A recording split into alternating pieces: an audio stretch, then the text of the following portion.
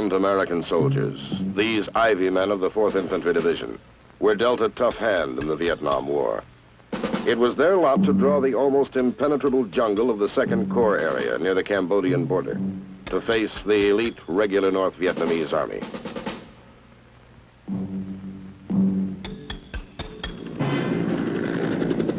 Assigned to a narrow corridor honeycombed with North Vietnamese units operating all the way from the Cambodian border to the coastal plain of South Vietnam, the courageous Ivymen carried the war to the enemy and faced him toe-to-toe for a slug-out that ended in triumph for the 4th Infantry Division and a greatly expanded area of influence for the 2nd Corps.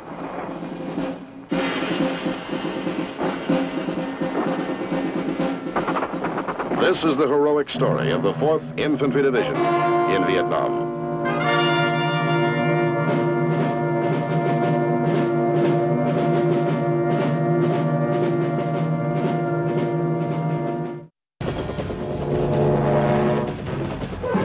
The Central Highlands, difficult terrain made up of jungle, mountains, and waterways with the highest incidence of malaria in Vietnam. This was the lot of the 4th Division.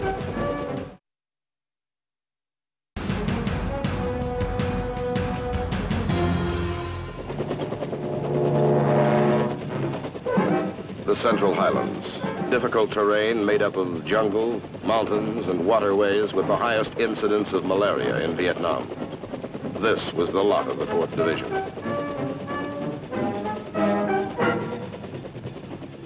The division base was established at Dragon Mountain, renamed Camp Inari, after Lieutenant Mark S. Inari, the first Ivy officer to fall in Vietnam.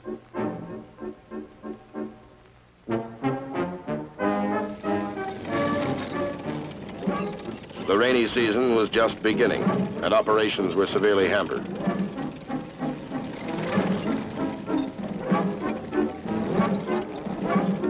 But neither the weather nor the harassing enemy could deter the Ivymen, who were determined to make the area their own.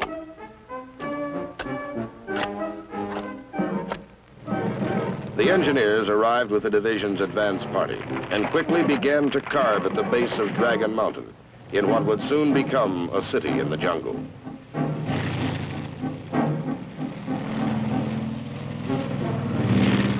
With security details always on alert against sudden attack, the men of the 4th cleared the area and established their quarters.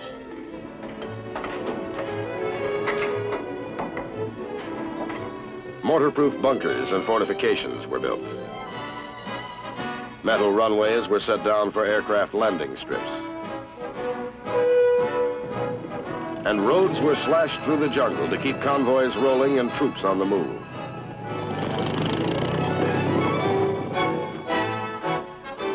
Within little more than a year, the Ivy Division base camp contained more than 900 buildings.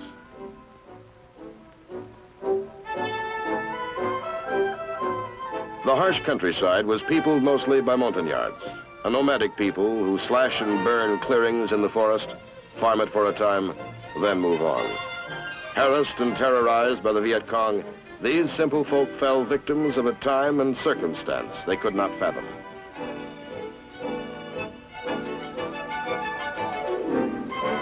A need to evacuate the Montagnards to safer areas became apparent as enemy activity increased around their villages. A program was evolved for the resettlement and care of the Montagnards.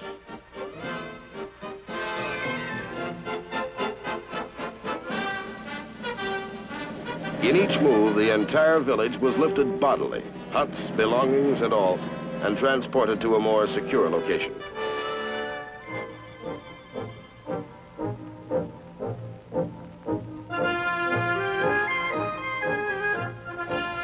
The men of the 4th Division helped to create a tight bond between the Montagnards and their country.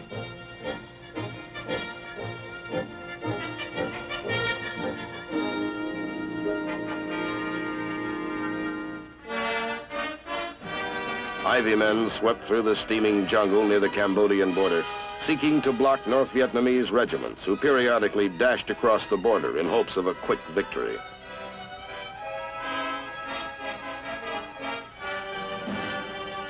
Often, small units of Ivymen would suddenly clash with overwhelming numbers of the enemy, who pounced with swift ferocity.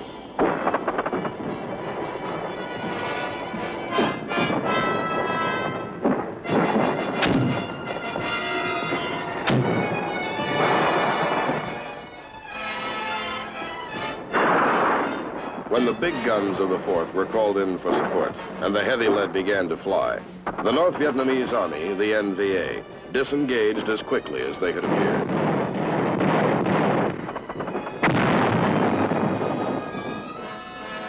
In that autumn and winter of '66, the enemy were often able to elude our pursuing fighters.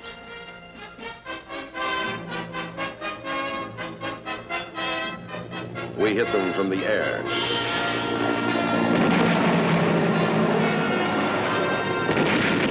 But they were adept at camouflage and could only be flushed on the ground. But if that's what it took, the Ivymen were ready.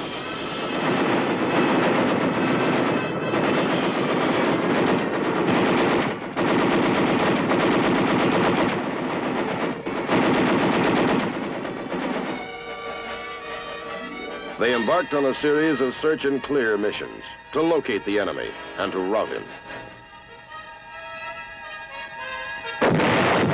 The big mobile guns continued to do their share in dispersing the enemy.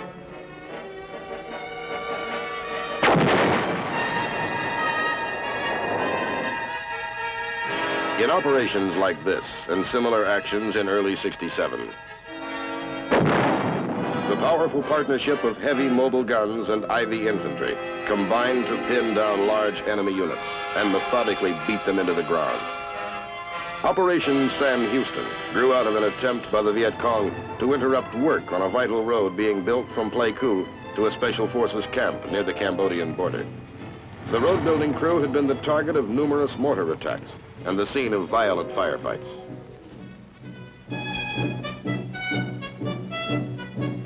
Despite intelligence reports of a large mass of NVA units, elements of the 4th Division moved through difficult terrain to meet the elusive enemy.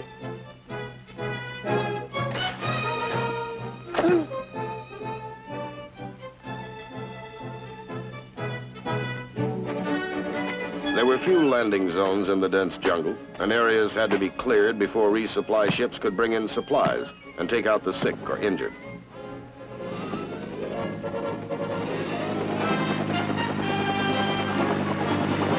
This was the only physical link with the outside.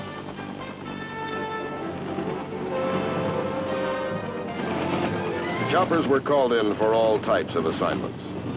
Top priority went to combat assault missions.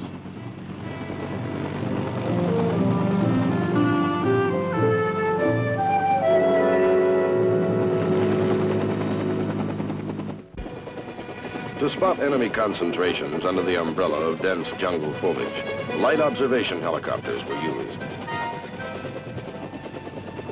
Once they located the enemy, the light spotters called for their big brothers, the heavily armed Huey gunships.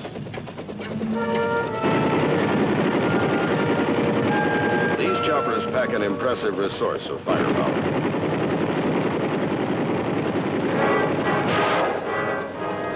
The gunships strike quickly, with uncanny accuracy and formidable power.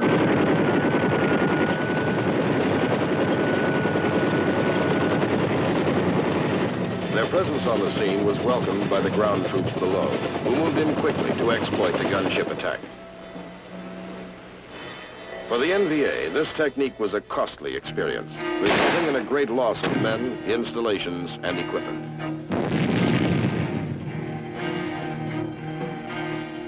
While their buddies hacked and beat their way through the thick jungle in the north, the 3rd Brigade of the 4th Division, working with the Vietnamese Army, was assigned to War Zone C along the southern waterways. In the winter of '67, this task force spearheaded the action in Operation Cedar Falls. Positioned along the southern sector of the Saigon River, a mechanized battalion of Ivymen was charged with a twofold mission: to engage in clear and hold operations along the river, and to block the escape route of fleeing Viet Cong.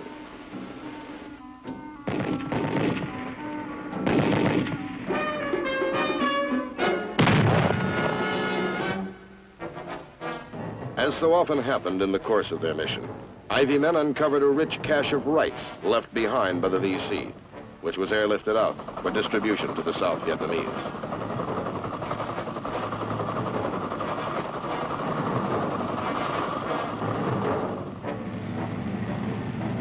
Hard on the heels of Operation Cedar Falls came Operation Gadsden, in which a battalion of Ivymen fought together with elements of the 25th Division. On one of their many sweeps deep in the jungle near Cambodia, they succeeded in taking a division-sized Viet Cong complex. At first, the Americans had met heavy resistance, but on the second day, they moved in and found that overnight, the enemy had abandoned the area. The complex was there to be taken.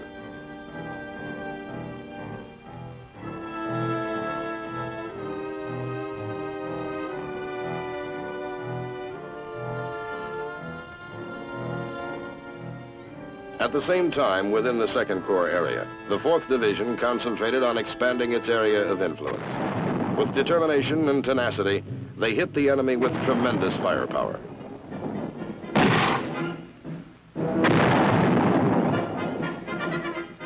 Between contacts with the enemy, the existence of the 4th Division was characterized by long periods of watchful waiting,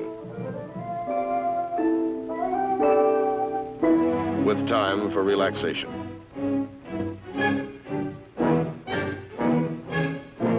And time to do the hard work that needed doing.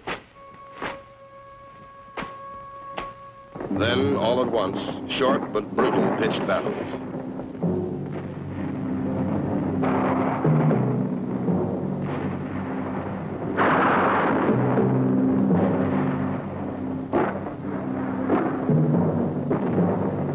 And that was the pattern until, in April of 1967, the 1st and 2nd Brigade moved into Operation Francis Marion, while operating from bases nicknamed Jackson Hole and the Oasis.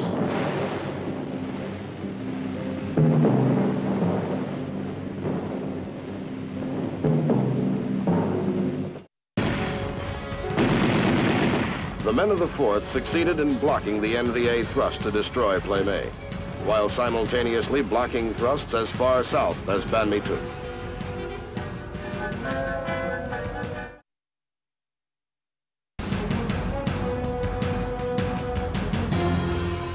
In the fall of '67, a North Vietnamese Army regiment moved into the Ia Drang Valley from the sanctuary of the Cambodian mountains to threaten the Special Forces camp at Plaimé.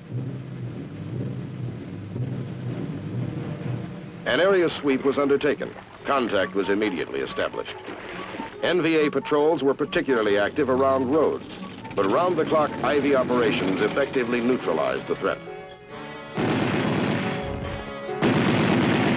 The men of the 4th succeeded in blocking the NVA thrust to destroy Plaimé, while simultaneously blocking thrusts as far south as Ban Me Thuc. At the same time, intelligence reported a heavy enemy buildup in the dusty, inhospitable valley near Dak To, 55 miles north of Pleiku. The Ivymen quickly responded to the challenge, moving the infantry battalions of the 1st Brigade into the rugged mountains near the Cambodian and Laotian borders.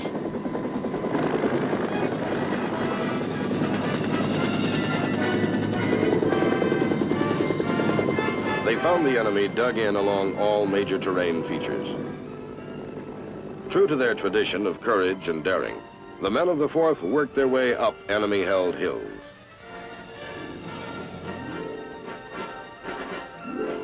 With an airstrip at Dak To under constant attack by 122mm rockets, Ivymen slugged it out in the surrounding hills in sharp-pitched fights against a shrewd, well-trained, entrenched enemy.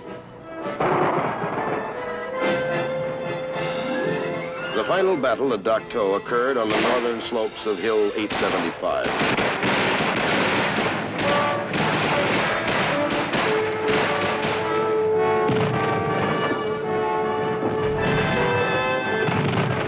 And on Thanksgiving Day, in the 5th and final day of the assault, they hit the hill continuously with airstrikes.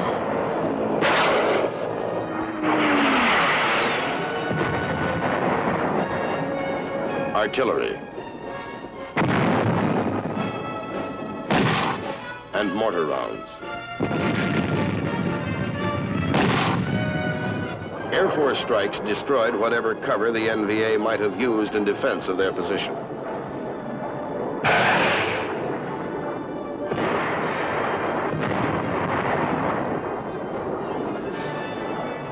Against all odds, Ivymen air assaulted Hill 875, cutting off a vital supply and withdrawal route for the North Vietnamese.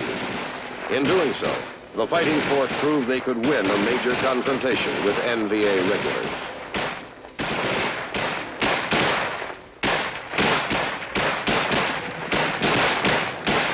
The support of all units was vital to the success of the battle. The cry medic, shouted on the battlefield, threw into operation the most sophisticated facilities known to man in wartime. Within moments of the call, medics were on hand to treat and evacuate the injured.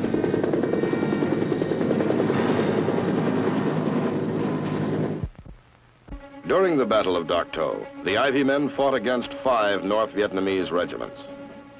This involved 3 U.S. brigades, supported by 17 batteries of artillery, resulting in more than 1,600 of the enemy killed in action. Throughout the rugged Central Highlands, the most significant battles were for the hilltops, since the force that controlled the hilltops controlled the valleys below. The 4th Division fought to seize the most strategic hilltops for fire bases. This meant several days of saturation airstrikes.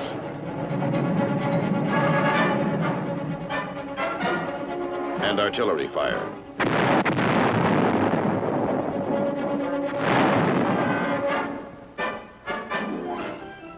After the infantry had forged its way to the top, a bunker-type perimeter defense was constructed,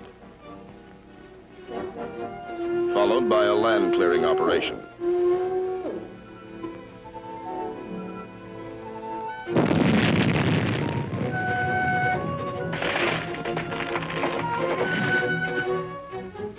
When completed, the hilltop was a barren, dusty knob protruding from the valley floor. But even then, the area was by no means secure and had to be defended against enemy assaults.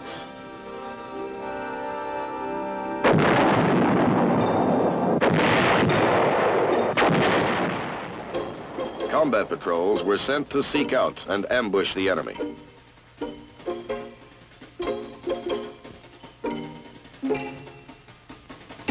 Forward observers pinpointed enemy positions for IV artillery.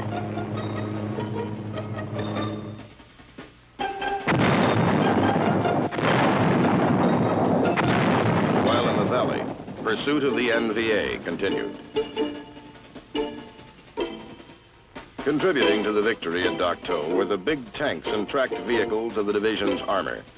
These rumbling giants brought new dimensions of firepower, mobility, and shock action to the ground fighting.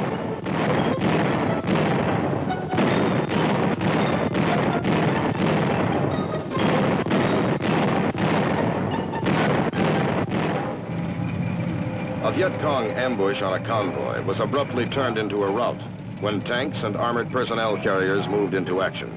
In short order, they had the enemy on the run.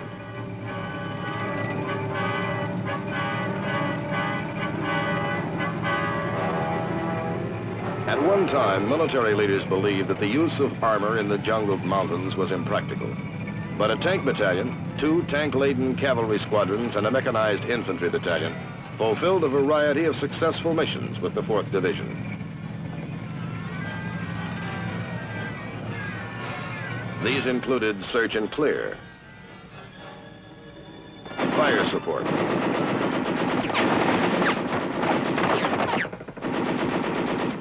perimeter defense, road security, convoy protection, and service as a mobile reaction force. Thanks to its impressive record, armor and mechanized infantry became an integral part of the military posture in the Central Highlands.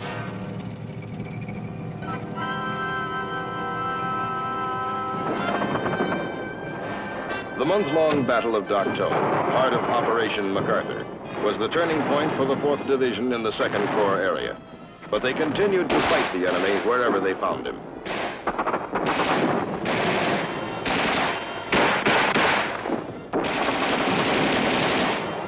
At Linlock, harassment of the evasive enemy was almost a daily occurrence.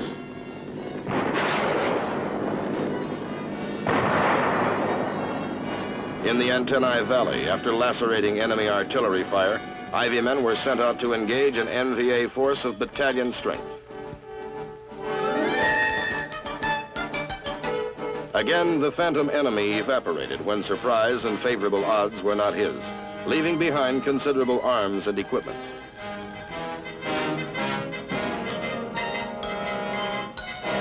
And numerous graves. In the Antennae Valley, too, a vital landing zone had to be secured so that needed communications equipment and supplies could be flown in. Units of Ivymen closed in on the NVA positions and met with heavy small arms fire. But in the end, the enemy was neutralized and the landing zone secured. As the struggle went on, a new enemy buildup in the Dak To area was reported in the winter of '68. Troops of Ivymen were airlifted for an assault on Strategic Hill 1049.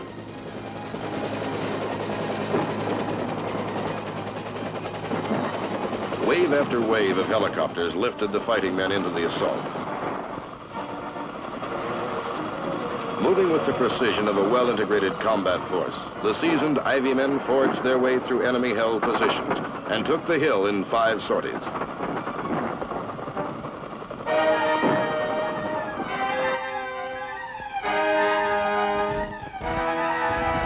From their newly won hilltop advantage, the men of the 4th were then able to send out numerous short-range reconnaissance patrols to locate the enemy and report their position. Mortar fire was then poured into the positions to pin the enemy down.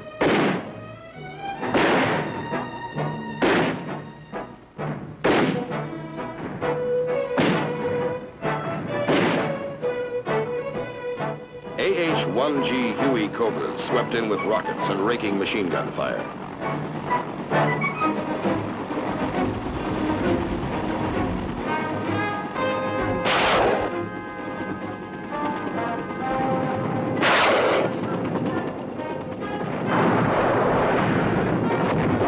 Combination of superior firepower and mobility prevented the North Vietnamese from mounting even one major offensive in the area. Thanks to the short-range reconnaissance patrols and their supporting units, threat after threat to the 4th Division area was eliminated.